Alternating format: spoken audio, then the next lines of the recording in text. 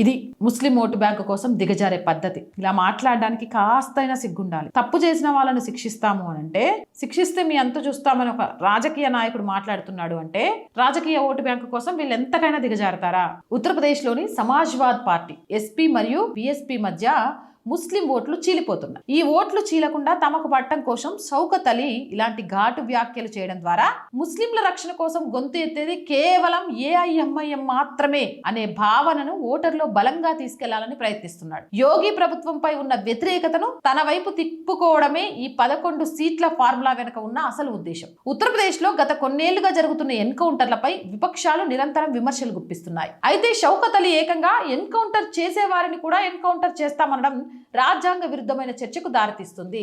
Encounter ఊరికే చేస్తారా? Encounter చేసిన ఎన్కౌంటర్ చేసేస్తా అంటే ఎన్కౌంటర్ చేసేది ఎవరు? పోలీసులు చేస్తావా? పోలీసులు చంపేస్తావా? అదా నువ్వు చెప్పేది ఒక రాజకీయ నాయకుడిగా? ఈ రోజు నువ్వు ఎక్కడికైనా వెళ్ళి ప్రసంగం చేయాలంటే నీకు 4 పోలీసులు అండ కావాలా? పోలీసు వ్యవస్థను చులకన చేసి మాట్లాడుతున్నావు. వాళ్ళు లేకపోకుండా ఒక సభ నిర్వహించండి, అది చేతనైద్దా? సిగ్గుండాలి ఇలా అధికారంలో ఉన్న వాళ్ళని, పోలీసులను తక్కువ చేసి మాట్లాడడానికి.